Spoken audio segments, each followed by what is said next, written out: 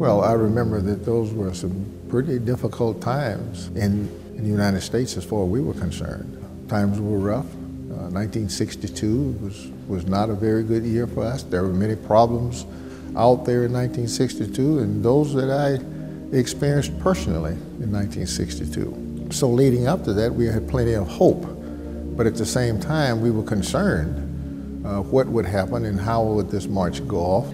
I remember just a lot of expectations. I think there was some worry that many people gathering, there could be problems, and I think there was some apprehension in our country, but also there was great expectation of what this might do for our country.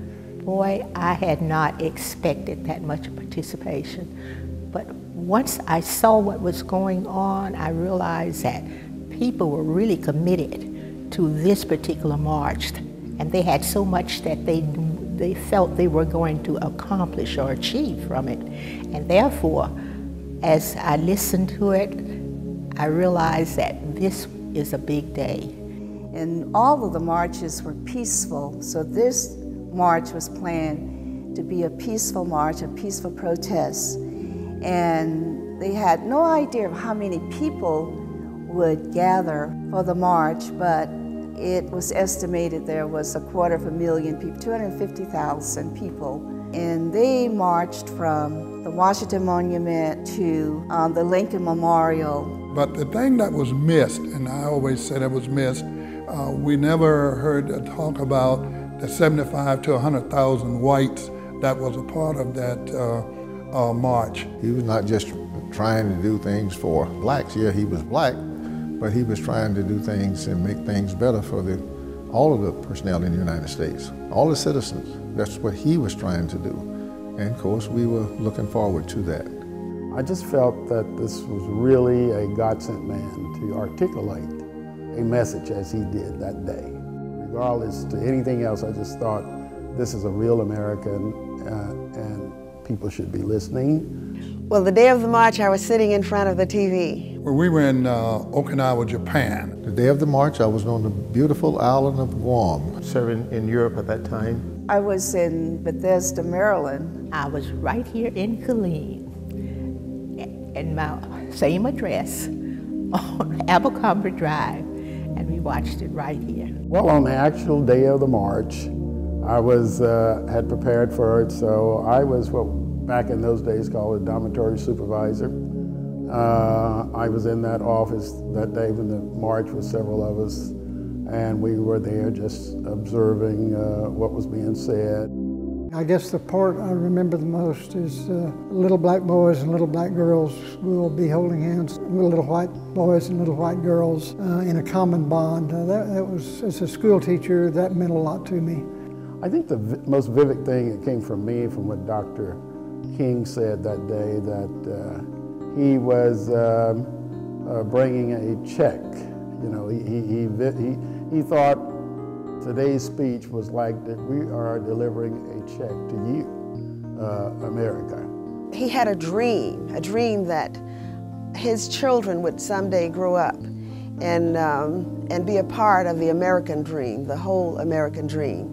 And that's what I remember most, that I was a part of this too. That's what I really take away from his speech, is that change and do it peacefully, and you'll be recognized for what you do. So one day, as he said in his speech, one day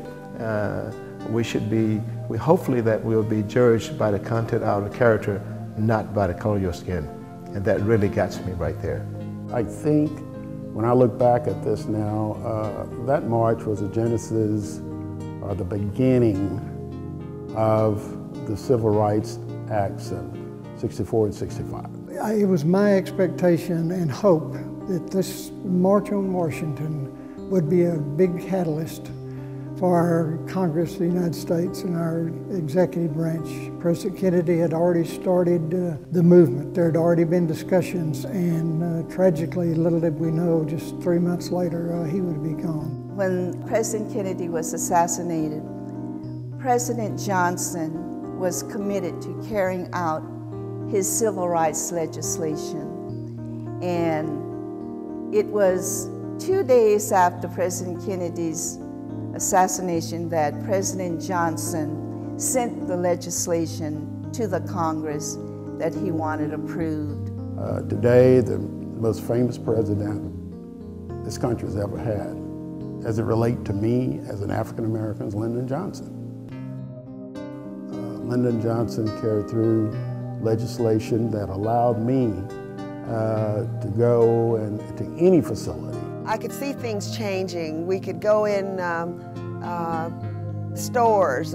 We could live in housing areas that we were not offered to live in before. And the other thing that really made the difference is the fact that that 1964 Education Act, that one made the difference, because when they abolished segregated schools and that kind of thing, it definitely made a difference in my life. When I returned to the States, you could see that it began to seem like everybody was close-knit. Schools was beginning to integrate. But I tell you what, I'm glad, because we got here in 1962, and it's a different Killeen today, a very different Killeen. I've been in Killeen 38 years. We came here in 1966. Since '79. I've been in Killeen about 25 years now.